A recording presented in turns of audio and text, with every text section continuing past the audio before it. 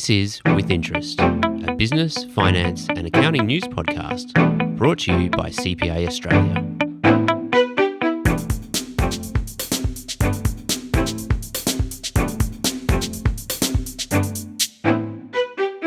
Welcome to With Interest. I'm Jenny Wong. In today's episode, we're diving into an important topic that's gaining traction this tax time season 2025, succession planning.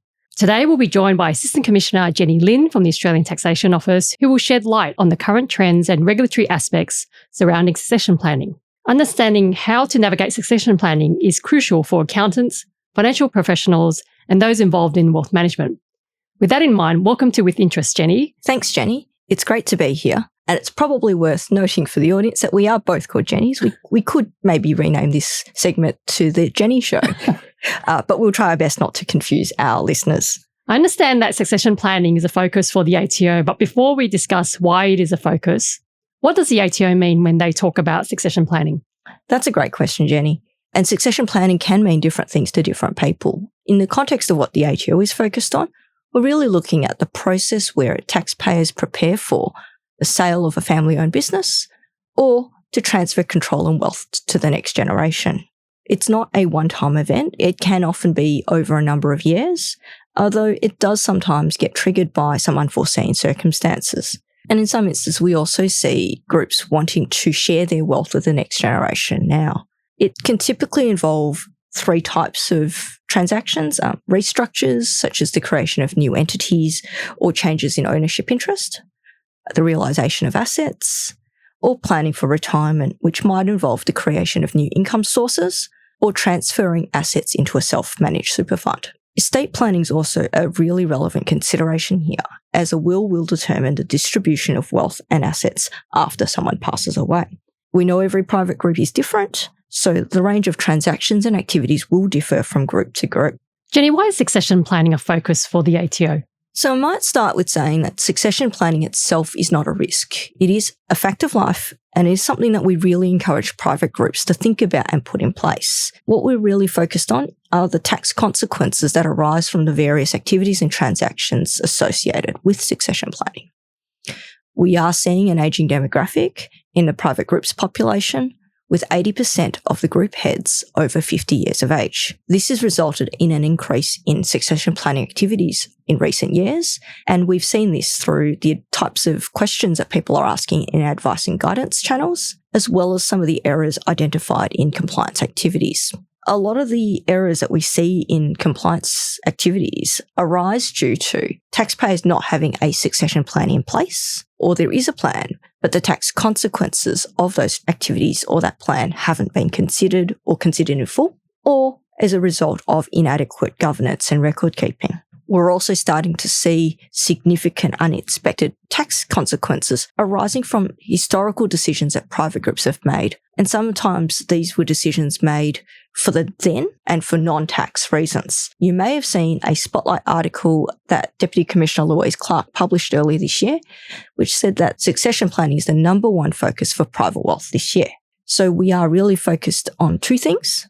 One is addressing the issues and errors that we are seeing coming through in terms of activities that have already occurred. But more importantly, we're really focused on providing education and guidance to help private groups make more informed decisions as part of their succession planning with an eye to the future, so that we can try to the best of our ability to prevent the unintended, unexpected tax bills from arising later down the track. When undertaking succession planning, what are some of the key tax considerations private groups need to consider? Well, there's quite a lot of those, but I will touch on a couple of the key ones. Firstly, as with any disposal or transfer of a business asset, we do need to consider whether a capital gains tax event has occurred. There often might be GST consequences, and sometimes a rollover or concession may be applicable to help with reducing or deferring a tax liability. Good record keeping and documentation is critical for good governance.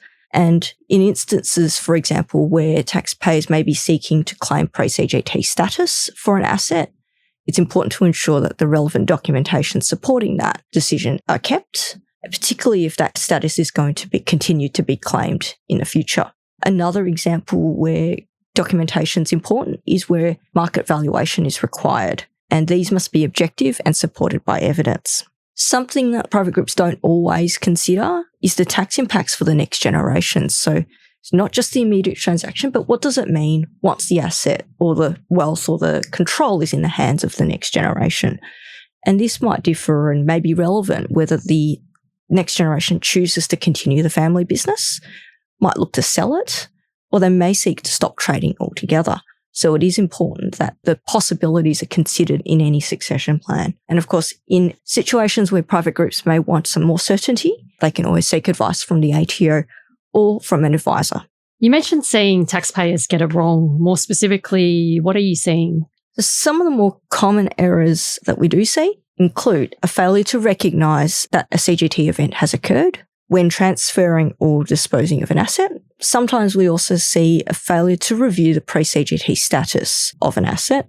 We're observing a number of private groups accessing concessions or rollovers that they're not entitled to. So the small business CGT concessions can enable a private group or a taxpayer to reduce, disregard or defer certain liabilities, provided basic conditions are met. And two of the more common conditions that we see people getting wrong include the small business entity test. Now, that requires that the entity is carrying on a business and has an aggregated turnover of less than $2 million, or the maximum net asset value test, which requires that the net assets of an entity, the connecting entities and affiliates, to be less than $6 million. Now, in terms of demographics, alongside an aging demographic, we're also seeing some private groups experiencing what we call rapid growth. So your turnover or assets may have been below a threshold 1 year, but over the course of that year and into the next year have exceeded particular thresholds. We're also seeing market conditions causing the valuations of assets to fluctuate, which may result in entities being entitled to concessions that they might not have been in an earlier year. Another key focus for the ATO, unsurprisingly, will be Division 7A. And in the context of succession planning, we do see groups failing to take into account Division 7A where assets are being transferred via a loan, payment, or debt forgiveness. Something that's very topical at the moment. We're seeing distributions being made outside the family group where a family trust election or an interposed entity election may have been put in place some years ago, which is therefore triggering family trust distribution tax. And we're also observing the transfer of assets or income into self-managed super funds to access concessional tax arrangements via what we call non-arm's length transactions. So those are just a couple of the risks that we might be seeing. Jenny, what can we do to reduce the risk of unintended tax issues that may come from succession planning? Know that succession without planning can result in unintended tax consequences. So there's a couple of things we really encourage private groups to do. Firstly, to put a plan in place. So we know every group's different, the transactions will be different, and so each succession plan will be unique and tailored to that group. It's never too early to put one in place. We do know that retirement age is getting later and later, and a lot of group heads or business owners are looking to work beyond what you and I might typically consider a retirement age. So we do encourage that a plan is put in place which may become useful in case of unforeseen circumstances or events. Secondly, once a plan has been put in place, we encourage private groups to regularly review it. We know that circumstances change and life happens. So, if there is a change in a family structure, relationship breakdowns, or sadly, the death of a family member, we do encourage the plan to be reviewed. And the other circumstance where we do encourage the plan to be reviewed is if there might be a change in the direction that a business is taking. Thirdly, and very topical in terms of what we discussed earlier today, consider the tax consequences of that plan, and both for now and into the future, and what that might mean for the next generation, and ensure there's appropriate documentation that is kept to support that. And lastly, where private groups need some more specific advice, or if you're unsure, get advice from the ATO or from an advisor. Where do taxpayers and their advisors go to learn more about succession planning? As a starting point, we suggest visiting our website.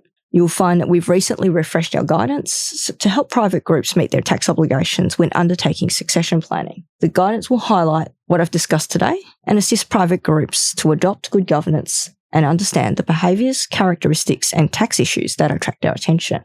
If you still have questions or you need some specific advice, You can always contact us and obtain private rulings or private guidance. And we do have our commercial deals program, which is an early engagement channel, which is post-transaction and pre-lodgement, where there's maybe a complex commercial deal that's being undertaken, through which we can provide some more certainty. It's clear that succession planning is a vital discussion for anyone handling wealth transition.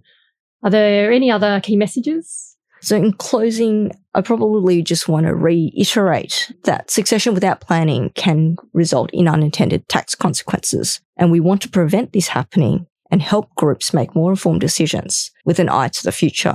So to help reduce the risk, we do encourage private groups to put a plan in place, review it regularly, consider the tax consequences, and seek advice from the ATO or an advisor where needed.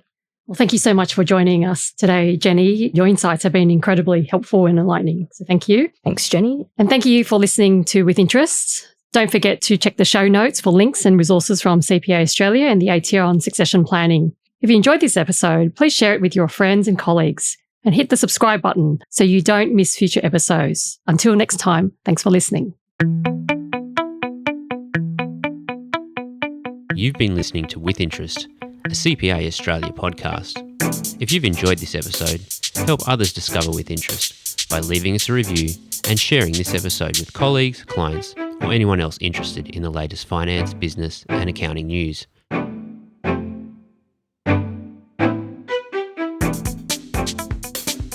To find out more about our other podcasts and CPA Australia, check the show notes for this episode. And we hope you can join us again for another episode of With Interest.